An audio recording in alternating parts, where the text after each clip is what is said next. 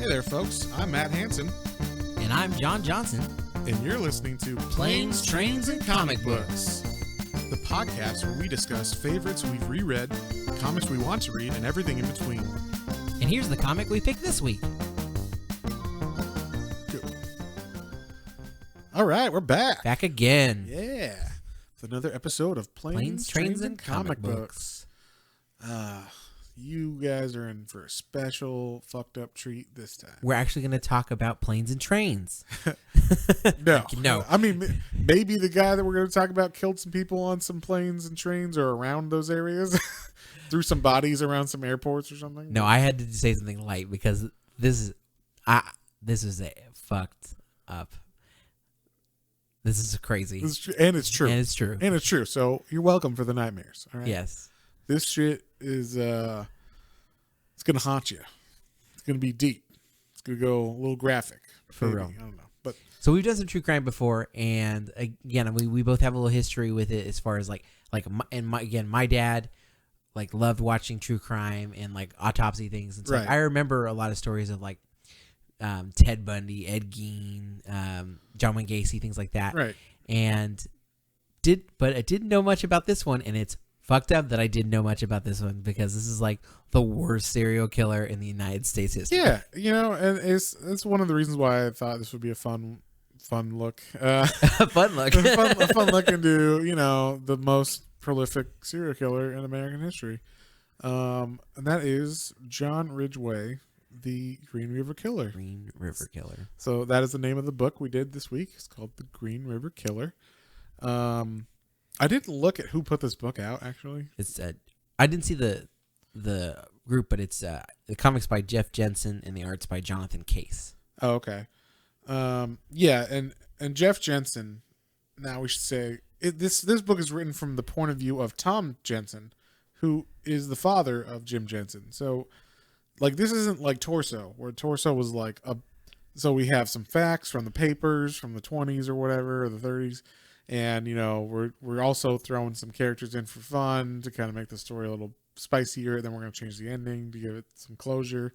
No, this shit is like father telling son what happened and then him putting it in. Yeah. So the dialogue may not be, it probably is not 100%. Well, but yeah, obviously he didn't know what his dad said in the 70s, but he got it from his dad's mouth. Yeah. This is kind of what happened. But Jesus Christ. It was pretty hardcore. I'm not seeing who put this book out, but Dark Horse. Dark Horse Books put it out. Okay, cool. Good on them. They've done other things like Conan and whatnot, so they're good company. Hellboy, they did Hellboy as well. That's right. So one of the more, they're not indie anymore. They're one of the more big ones. You got, DC and Marvel, the two biggest, and then you got Image and Dark Horse and Dynamite and some of the other ones, and they're more on par with each other. They're still up there. If you go to a comic book store, they're gonna have a bunch of Dark Horse books on the shelf. Oh yeah, it's not like it's a rare or hard to find thing. So but yeah, so Dark Horse books put this out, and I mean this won Harvey Awards, and I don't know if it won Eisner's, but it was an award-winning book, and deservedly so. So I mean, Bendis did the forward too and was like a lot. Yeah, Bendis did the forward, who wrote Torso, and was like, "This is fucked up shit." Fucked up. You please read this. Yeah. Oh my god. Yeah, I don't know if you looked at the back, where it had all the the quotes from who was talking about it, and Stephen King was like, "This has the scariest intro of anything I've ever read," or whatever. And I'm like, "Oh my gosh!" And then pretty much every great comic writer around nowadays, or from a couple years back, had a quote being this is fucking fantastic. So it's got acclaim from around the industry kind of thing. So for those of you who don't know, John Ridgway was a serial killer in the 80s. I guess his main time was 1982 or 81 to 87 or something like that, and then but they're not 100% on everybody or every. And there may have been some more later, but 49 convicted on 49 murders, and he confessed to at least 71. Yeah, But he didn't give enough evidence for them to find or like he didn't give enough detail for them to find any evidence of those, so they can't confirm that that's true for the other ones. But he was in an honest mood when he was telling all this. And he so also said he lost count. But he's like, oh, it's around 71. I mean, you tend to lose count. It's like when you're eating Pringles or something. You know, you're like, I don't know how many I ate. The can's gone. You know, once you pop, the fun don't stop. Which is exactly how this starts. Yes. So wow, that's fucked up, John. That's fucked up. I thought this was really before we start, we this is a serious subject, so we don't mean to offend or this is obviously we care that this dude killed people and they're talking about like he killed mostly prostitutes, or at least that's what he says. And those people are people and they deserve all the respect. Oh yeah. We're no means being joking lighthearted right now just because of how serious this story gets. And by no means are we diminishing any of the victims or the victims' families. This is still something, I mean, and this is still something recent for some people. Cause I mean, when he got caught and when this all ends. Yeah. It was in the mid 2000s. Yeah. It's extremely recent history still. So, I mean, this is he's still in prison. Yeah. This is and he's still thinking of, details that might help people find, missing people. So I mean, comedy is a good lighthearted way, for people to understand and get through things. But like, yeah, this is a fucked up story, and it is real, and it is for real people. So. Yeah. So I just wanted to say that so people know we're not just coming at this like, look at these, whatever. So anything said is said in, kind of in jest and not meant to minimalize any of the actions taken by John Ridgway or, the feelings felt from his the survivors of his victims. So yeah, but this book starts off like just right out the gate. So it starts off, it says, I think it's like prologue or whatever.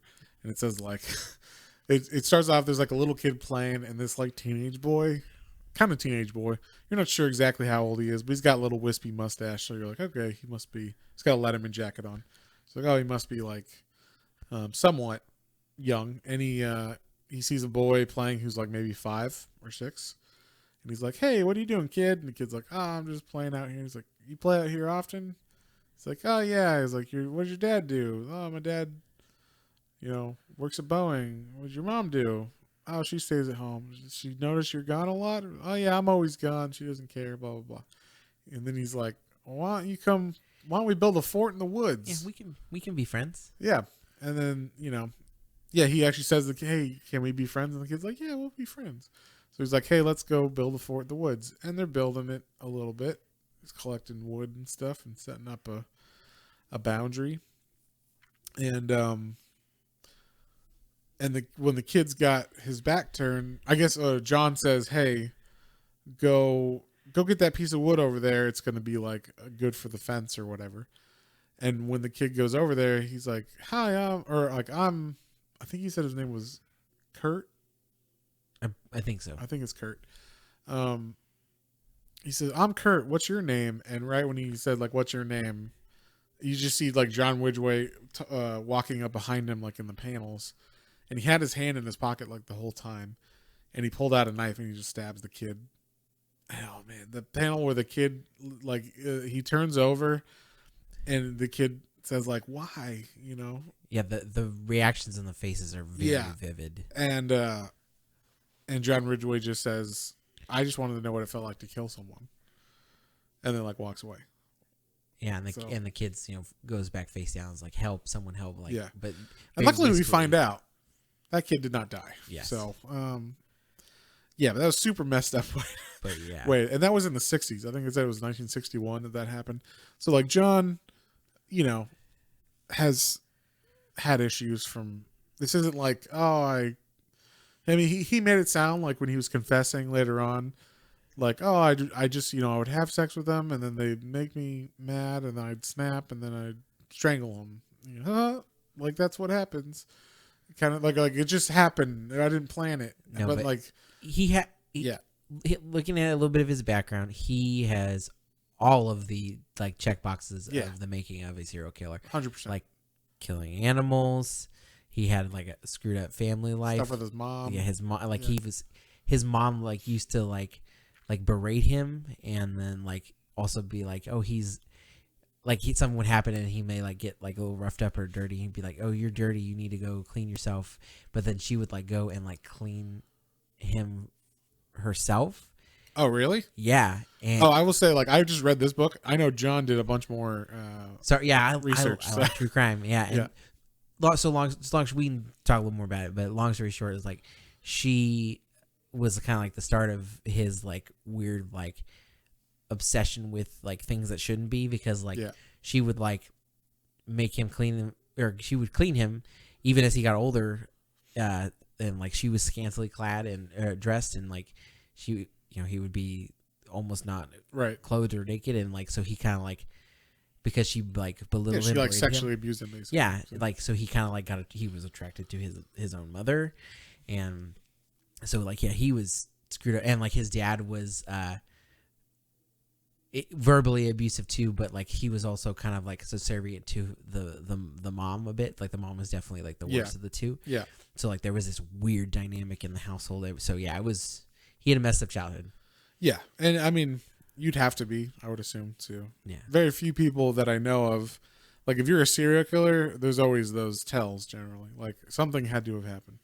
I don't know if there's anyone who just snapped or something, but I don't think so. I don't think that's a common way of I don't think that's a way you become a serial killer. I think it has to be like methodical over time from like young childhood. Has to be just your like morality and consciousness and all that stuff has to be fucked up by your parents and other things that happen. And then also I think, you know, you probably have to be born with some kind of like brain deficiency or some like trigger of like, I don't have empathy or whatever, you know. And then you have a messed up family, which makes it so you don't ever grow empathy or work on that area at all. So, so that's how it starts, with him stabbing a child, which was what Stephen King said was terrifying.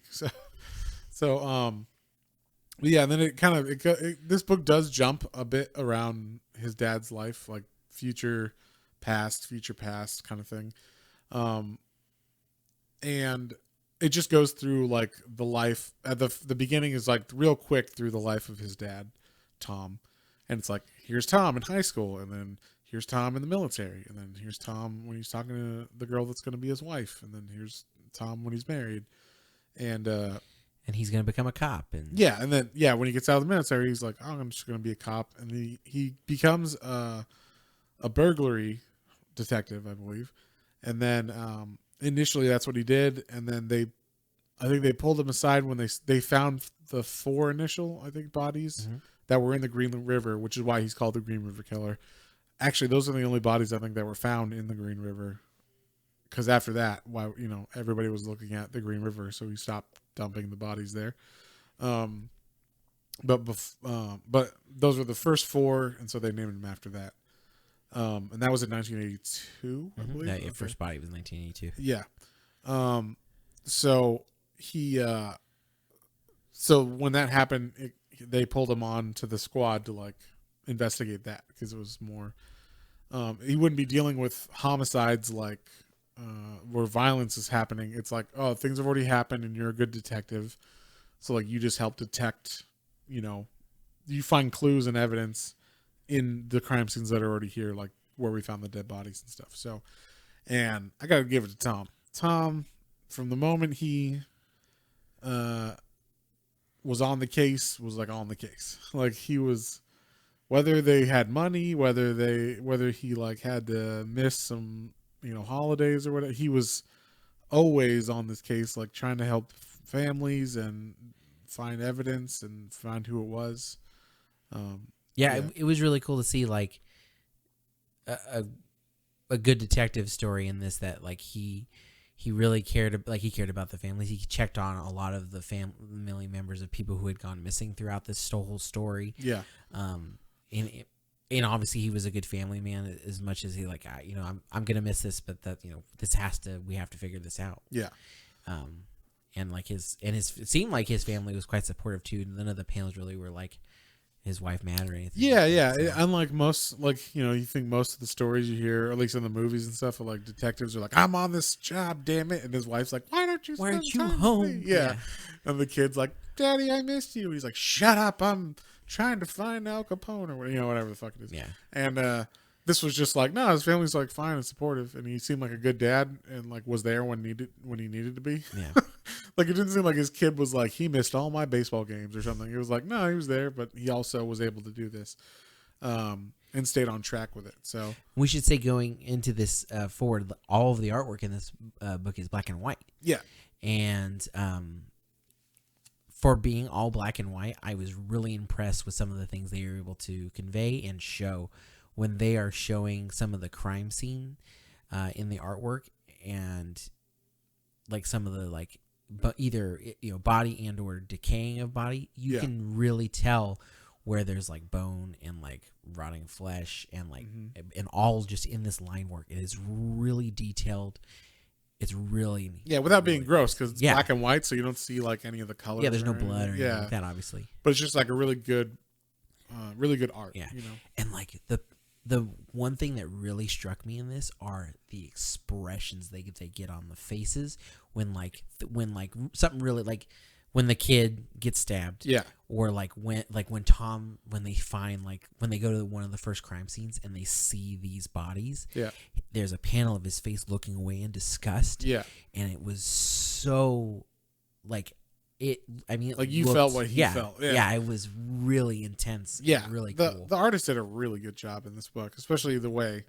I mean, it could have just been drawn, just black and white, but with a little less care of detail, and you would have been like, yeah, it's a fine story, it was a good story, but like just this dude pushed it over. What was his name again? Jonathan Case. Jonathan Case. He pushed it over the edge. He did a really good job. Yeah, just reading these facts would be, and the story Compelling would be enough. bad enough, but like, yeah, seeing the emotion, like going back in time basically, and seeing what, I mean, almost assuredly were like how these people were feeling, and Yeah. so it made Well, it and the thing is, like, it's not conjecture either, because you're like, he talked to his dad and was like, how did it feel when you saw like that's actually probably from the mouth of his dad, so that's cool that he was able to get some of this detail. And then one of the things I liked about the artwork, which was cool, is sometimes they would cut between eras instead of saying like 1961 or whatever, like, instead of telling you what era it was, they would like, so we're in the 80s. And then they'd have a panel of Tom sitting down at his desk, and then he's got a mustache and he's got blonde hair and or light hair. Yeah, light hair. You can't tell what. It's not filled in, so you just can't. like You're just outline assuming his it's hair, blonde or light or something. And so he's sitting at his desk, and then the next panel is him at his desk still, but he's got a little more lines in his face, and his face is a little wider. And you're like, oh, he's older. So like this is a time jump forward or whatever. Yeah. So, and then maybe later, like maybe then he'll look down at the paper and it'll say, 2003 or whatever on it. Yeah. So, but I liked how they didn't like hold your hand for all of the. Oh yeah, if they had to really try to help you reference time, sometimes it'd also be like a song on the radio, or it would be a TV in the background. Yeah. Like, tonight on Jay Leno, or Yeah. I saw a couple of those. It or was like Nixon's president or something. Exactly. Like So that. So yeah, they do that, or they did that well, I thought. And another thing I liked. This is what I liked a lot. So most of the story is just about. So in 2003, they arrested him. They got him on DNA and they arrested him. And it just happened to be a random DNA sample that some cop at the time, like when they were investigating all these murders, they had thought like, okay, we think, we have a lot of suspects, but this one detective was like, it's got to be John Ridgway. I got to like hard on for this guy. It's got to be him. And so he just happened to be able to get him to give a DNA sample, like a cheek swab. yeah, And then but DNA was it wasn't even a infancy. thing. It wasn't. It was like 1989 or something. Yeah. So it wasn't even like something on the radar of most people. And even if it was like, we have to burn the whole sample to get maybe a possible match or something. So he just had it. They put it in a fridge and held it there for like 15 years or whatever it was, and then then by that time we were able to clone the DNA, so we don't have to destroy the evidence, and then we can test it against him and his family or whatever, and then okay, so it's for sure him and his victims. And so that's how they found him. It was just there was some random DNA that this detective got because he thought it was possibly him. So good on that detective, and good on the people keeping the refrigerators going and stuff. And the, like a lot of true crime, or a lot of cold cases rest on stuff like that, like evidence to be kept correctly in evidence lockers. And oh, the place burned down. It's like, well, all that evidence is gone, kind of thing. So there's some stuff that, like, you're just hoping a lot of the stuff in like fridges and gets taken care of and preserved, so that when they can actually do like the DNA sequencing on it, it'll be good, viable. Yeah. So yeah, a lot of it was so back to the art. Sorry. So a lot of it was taking place when they arrest him, and they're just trying to get him to talk about. They already know I guess there was DNA match for like 7 women, and they already know he did those ones. They have enough evidence based on stuff for that. So they don't really want him to talk about that, but he confessed to 48 at the time. And so they were like, give us, if you don't want the death penalty for those 7 women, you have to give us plus all the evidence. Yeah. Give us evidence on everybody that you've killed, so we can find. Yeah. So we can actually find the bodies. Yeah. Plus, it'd be better to give closure to all these people if that's the case. Yes, it'd be better that he, live in prison for the rest of his life. Which, if you're on death row, it probably happens. You could be on death row for 20 years or whatever, and you still die in prison or whatever. Yeah. So, so yeah, he could live in. He doesn't get the death penalty, but they're hoping that he gives them all the evidence or the information needed to find other bodies to give closure to other women or other families of these survivors of these victims. And so so a lot of it's taking place in, I guess because they didn't want the press to know that this was going on, they like they built a cell basically inside of their police station just for him. And so he like lived there for like a month. Well, it was going to be a month. It was going to be a month, and it ended up being 188 days. Yeah, it's a long time. It's like 6 months. Yeah. So, but yeah, and so they're trying to get him to talk, and it seemed like at first I'm willing to talk, but then I guess what happened was they made it seem like this is what happened. He had a wife and kid that, like, I guess after he married his current wife, or his current wife at the time, his third wife, yeah. And had a son with her, or a kid with her, he stopped killing, and I guess it was like love. Yeah, he was in love with her. He was born again Christian. Yeah. So it was like he had stopped because now he had a woman that loved him, and I guess he didn't need to murder anymore. And so the big thing that was stopping him from telling where all these bodies were was his shame that they would find out all these. Like it would get out that what he did, because like he would go back and rape the bodies after they were dead and visit them, long after they were dead. So he had to end up like, and he said that's why he started burying bodies, because he would go back for necrophilia purposes, and then like you wouldn't physically be able to anymore. Yeah. And so to stop himself from doing that, he would start burying the bodies. Yeah, which is fucking gross. Yeah. Yeah. Anyway, and if you were his wife, he's worried about what his wife is going to think. And I'd be like, if I was his wife, I'd be like, Jesus fucking Christ. Then you fucked me with, like, there was, it was just disgusting. Like, yeah, of course he's ashamed because now he loves her. He's ashamed of what she's going to think of him. That was one of the things I really liked. Tom said, like, when Ridgway's having a problem, like, with how he's going to go forward with this. Yeah. He's like, you really love your wife? If you love your wife, you'll fucking divorce her now so she gets half of what you get, because this is going to cost this trial is going to cost every penny that you have, and, like, shit's going to go down. And you don't want her to be poor Yeah. And out on her own. So you should divorce her now so she gets half of what you have before the trial. So that way, you know, she gets something. So,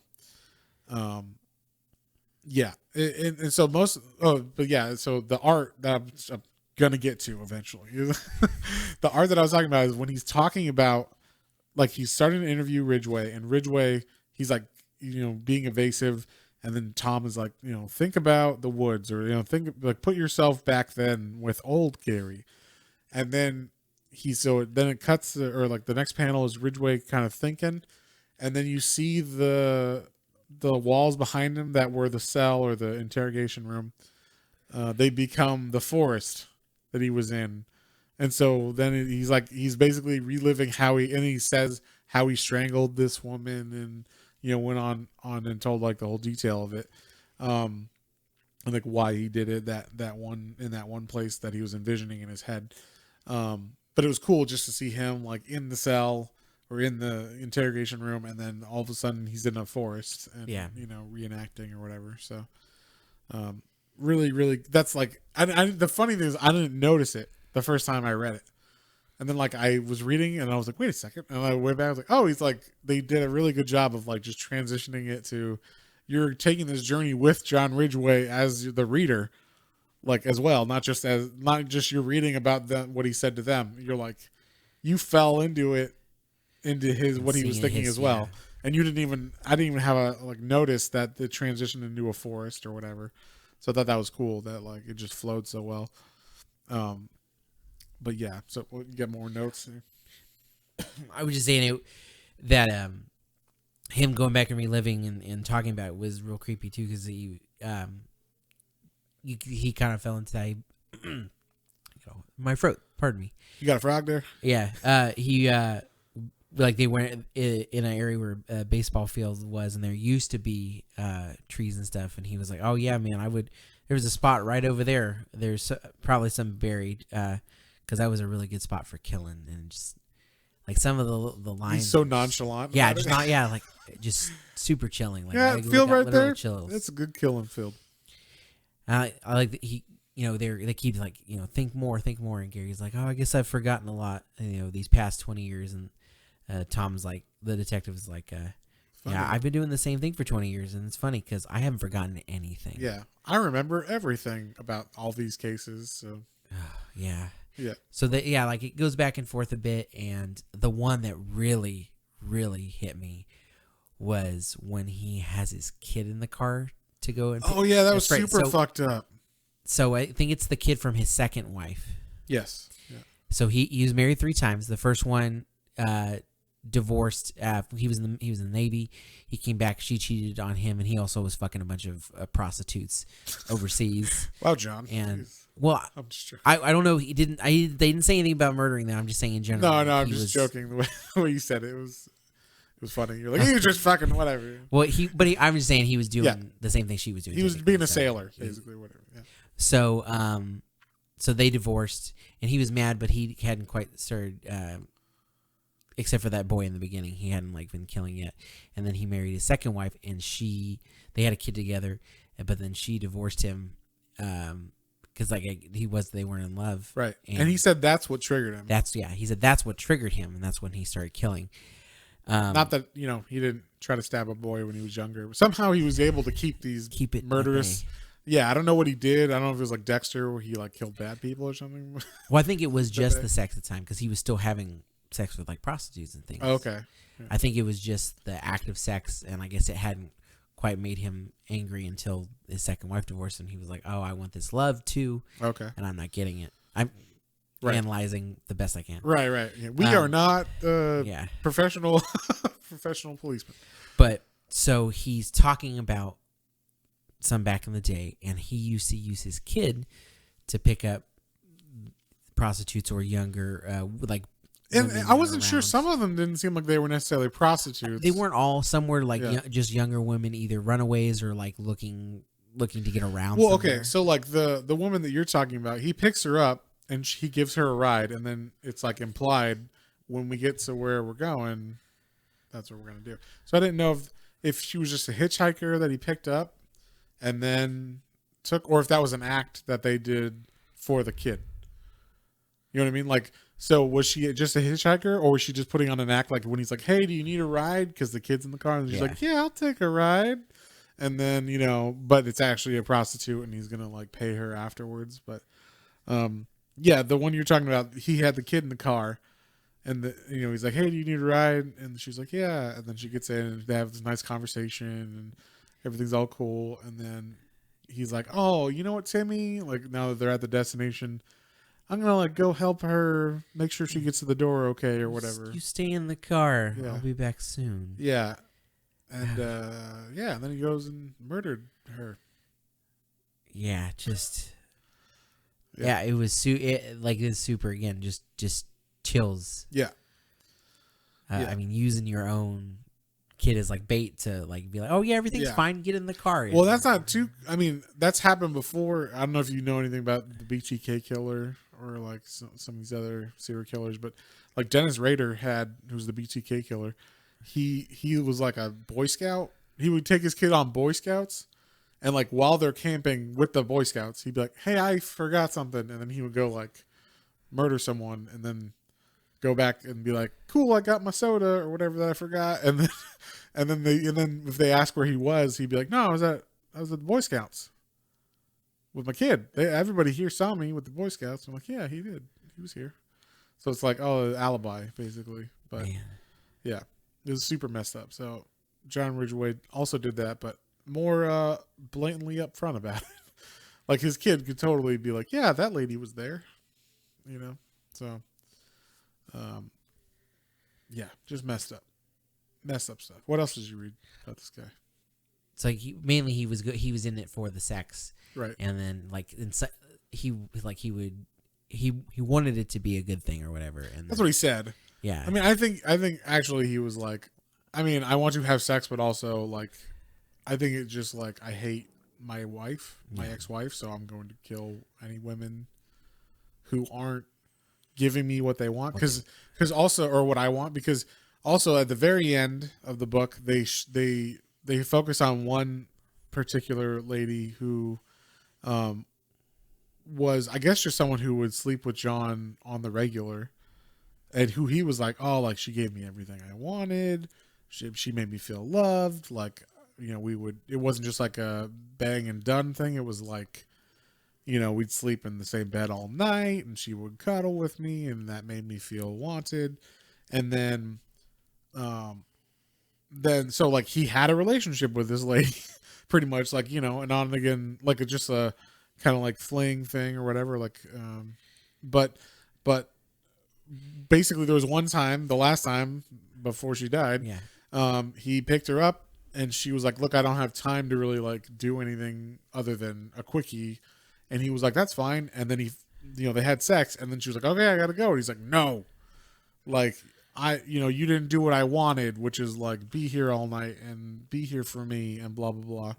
And he murdered her because of that. And it's like, but you knew, she said, like, I just wanted, I can't stay long. So, So it was all, I think it was just a cover for him. Like if they didn't give him what he needed emotionally, which, I don't know what his wife did, the third wife, but whatever the fuck she did, she must have been like the best wife ever, who was like very attentive and amazing to him, because for him to be like, I don't need to kill anybody ever again is like, I don't know what she did, but God bless her. Yeah. But that the one you were talking about there, her name was Christine King, right? And yes. the reason that one was so important, at least from the aspect of them talking about it, is they were like, why are you keep going back to one of your victims? Like, why would you have that? And he's talking about like getting what he wants or whatever. Yeah. And then they're like, but you knew, like you said, like you knew that going into that. She said that you wouldn't, but you still did, and then you strangled her. Yeah. And he's like, yeah, but I cried afterwards. I'm like, yeah, but that's, why did you do it? And they're like really pressing him, and then they finally gave him to say it was because I needed to kill. Yeah. It wasn't, I wanted to have sex and they did something wrong and I spur of the moment decided to kill him. It was like, no, I have an urge to kill. And if they don't do exactly what I need them to do to like make me feel loved, they're going to die. Yeah. And that was super fucked up. Yeah. Like I'm getting a frog in my throat from talking about this. And it's Yeah. like legitimate, because it's like, Jesus fucking Christ. Yeah. So, I mean, the book is the main story of this book is just the emotion that the dad, Tom Jensen, had to go through as the detective from, like, he's just a regular burglary guy who, like, got thrown onto this case. He got, like, I need to solve this case because it's important and there's so many victims. And he's talking to these parents and stuff. And then, like, it's basically about, like, the ups and downs that he goes through in his emotional life. And because his family life seemed to be pretty steady. Everything else seemed to be pretty steady, but it's just the toll that it took on him emotionally. Like, he took up smoking because of this, and he gave up smoking after he finally got, like, the confessions out of Ridgway and got him to say, I just like to kill people, all right? I just need to kill people. And so, like, it was him, like, his internal quest. He even calls it a quest. Like, it's kind of like his Don Quixote, like he's trying to do this thing that, you know, seems like it might be impossible. It's so daunting. There were so many suspects over so much time and so many victims and everything. And that's one of the things that with the quest part of it is that I liked is I assume that's true is that he said that he had a photo of his kid from when his that was too specific. It would have to be. Yeah, exactly. That his kid was in a play in Don Quixote, and I don't know if it was Don Quixote. It was some play though, some where play. his kid was and it was something just about overcoming the impossibleness on a quest, and like he said he would always look at that picture and it would give him inspiration. Yeah. So like I thought that was a nice, like, for something that's so dark and so shitty, like a little light of hope and touching in this. And he used positive stuff to help him get through this dark. Yeah. You know. Yeah, like even when he went back to visit, like, people who, like, he was on the, like, that people had been missing, and they were on the fence of, like, yeah, this is probably part of this case. Yeah. But, like, he would still check on them and go back and talk with them. Yeah. Like, even those, like, you could tell, like, he really felt for them and was really trying to do this for them as well, like, to give them this closure. Yeah, and it wasn't like, you know, like in the movies and stuff you see, like, yeah, your kid's probably dead, ma'am, or, you know, like, stuff like he really cared. And, like, he even made, like, he goes to visit one of the moms at the very beginning of the book, and she's like, you know, she sees him walking up, and she's like, no, my baby. And he's like, no, ma'am, I'm not here to, like, tell you any bad news. I just had a couple of follow-up questions or whatever. And so, like, she got freaked out, and so he's like, hey, here, look, we'll make a deal. Every time I'm going to come for just, like, follow-up stuff, I will call. And then if it's something bad, I can't give you notice. So, you know, if I show up unannounced and walk up here, that it's bad news. But he said, you know, don't ever give up hope, because, you know, you never know. And he uses an example of, like, just last week, there was some family that thought their kid was presumed dead for 10 years. They found out she had a family. She was at this other place. You know, she had run away or whatnot. But yeah, like, he always had hope, and he always tried to give hope to the families until they had 100%, like, DNA evidence. Like, this is your kid. You know, this was one of the Green River Killer's victims. So, yeah, I mean, that was one of the unique things about this, is it wasn't just about the Green River Killer. It was about Tom and his journey through all of this stuff. So, yeah, was there anything else you wanted to hit on it that we need to?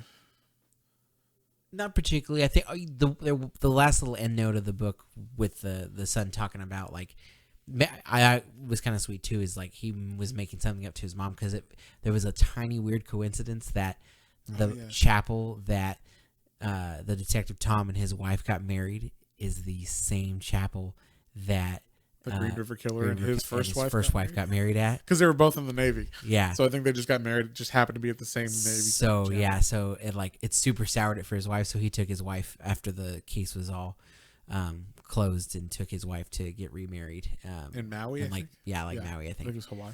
So that was like a nice little sweet note to like really bring closure even for his family for this too. So that was cool. Yeah, and you know, it was just like, for like the heavy material, I mean, I think it helped because Tom is such like a good guy. it really helps you wade through all the horror that's, he's having to go through. And you get to travel with him because, generally everybody reading this should not also be a serial killer. Yeah. So you're like on Tom's side. You relate to Tom and you're like, I'm going through this with you. You're feeling all his emotions. Like I said, yeah, with the way that they drew the faces, you really, every time, like Tom rarely loses his temper in this too. Yeah. Like he's pretty straight and even. But seeing the emotions they convey in the face of him and then the parallel of no emotion. Right. On Ridgway's face. Every time Ridgway was he just stared at you. Yeah, Just fucking dead face. And like you said, after going and looking more at it, like they fucking captured that. Like, yeah. I mean, I guess when you do those kind of things, you don't really fucking have a soul anyway. So yeah, or whatever, yeah, whatever goes into it. But like, just like the deadness of like, your eyes. You got fucking shark eyes, man. Yeah, it's just dead eyes. So, but yeah, I mean, overall though, like. This was a great read and a dark history lesson, but like an intense story. Like it really conveyed it well. Yeah, I mean, we've read the H.H. Holmes stuff and Torso. I mean, like the way that this book did it. Not to take anything away from those, but like I think it's specifically because the author of this book has a personal connection to the case. And a very close connection, which is it's his dad fucking investigating it. So it's like you just really are like there. It's not just someone telling you. It's not a biography or anything. It's like not some guy that read it from 4 other sources on a newspaper or whatever. It's like for almost firsthand, it's secondhand, I guess, from his dad, but like almost firsthand, like what it was probably like to be on that case. So, with that said, what would you give this one, Joe? I mean, it with everything, with the way it like conveyed and made me feel, and like again, the art was able to convey so much with so little actual, just the drawing itself. I mean, it's pretty near perfect to me. I would say probably 9. 9? I really liked it. Yeah, I give this one a 9 too. It was like I'm trying to think the only thing that like what could make it a 10. I don't know what would make it a 10. It would have to be. It's the things that make me rate these books, like, or they give me the ratings in my head. I'm like, or like made me decide in it. Some of like when you get above an 8, it could just be like things you don't even know are possible until someone does it. Yeah. So, but the way that this team worked out on this book, I mean, I think the only thing I think is maybe if the book wasn't black and white, maybe I don't know. I couldn't even tell you. No, I will say that the reason I don't go with like a perfect is that there were sometimes it was very rarely, but there was a couple panels, especially where they're going back and forth between Tom and Ridgway, that some of the shading necessarily wasn't there, and so Ridgway usually has all black hair, and then sometimes I guess it was conveying light or something. Yeah, light. He would have his hair wouldn't be colored in, and like unless you saw like looked at the mustache real close sometimes, right. Like I was like, who's in this panel? Which one is that? Yeah. And there's also like a lot of policemen in the room and stuff. So you're like, who are they cutting to? Is this that same guy? Is this that guy? So yeah, I mean, maybe if there was more color, if it was color or whatever. But I think the indiness of this, or like the black and white, kind of allowed it to be different as well. Like it added to this specific story. And if it was color, it might not be. I think keeping it the black and white though gives it that. I don't know. Sometimes when things.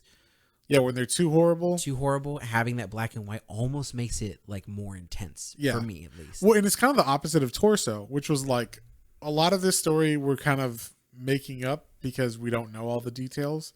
So in order to make this feel fucking real and grounded, here's the real crime scene photo. And you're like, whoa, like that's messed up. And it just happened to be black and white because it was in the 30s or 20s or whatever. But like, but to see that was like, wow, okay, this is real.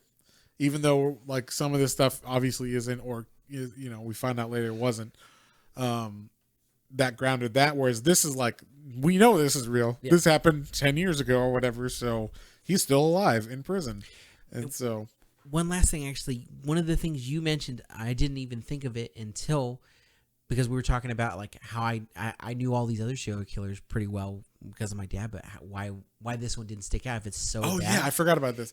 Yeah, a lot of people don't know this, but they said it in the book. What were you gonna say? It was they captured him on September 20th. 10th. Or sorry, September 10th. Yeah, wow. September 10th, 2001. 2001. And what happened the next day? Yeah. So 9/11 happened the day after this dude got captured. After the worst serial killer in American history. This is like national news.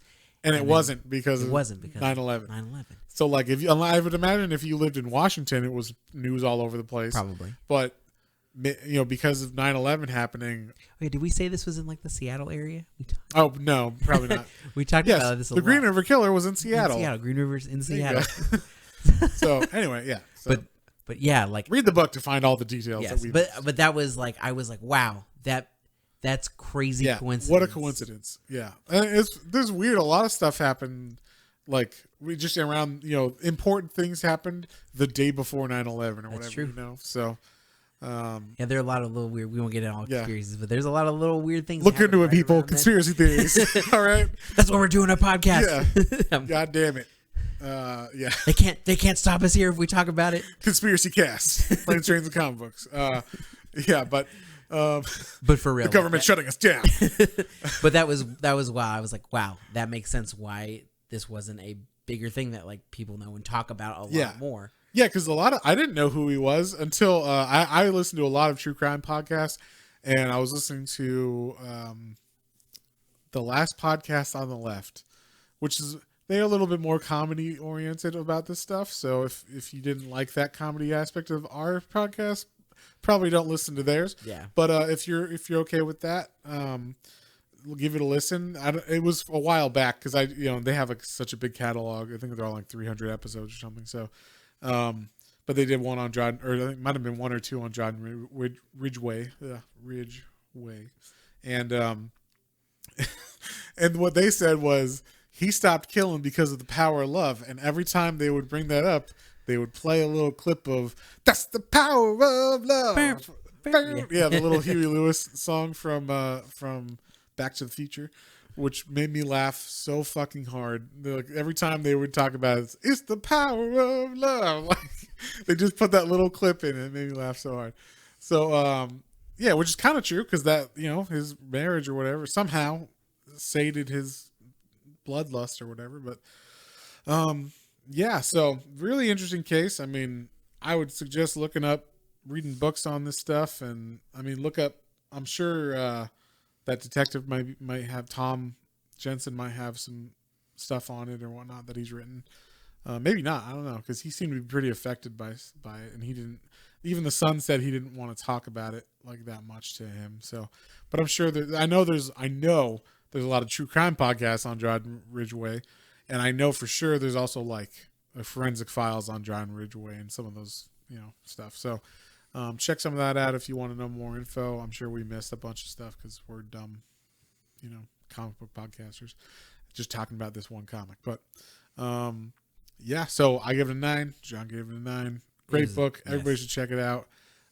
Fucked up story, and we're all our hearts go out to all the victims and families of the victims. So, but good comic and a really good, like different kind of exploration on the story because it's from the point of view of the main detective. So, on that, I guess we're out of here. Yep. We'll see you in the next one. Have a good one. Bye. Bye. Well, folks, hope you enjoyed that episode. If you did and you'd like to follow us on social media, our Facebook is Planes, Trains, and Comic Books, and our Instagram is @Planes, Trains, and Comic Books, all one word. And be sure to like, share, and subscribe for more recommendations to add to your weekly pull list. Thanks for listening, and we'll see you next time.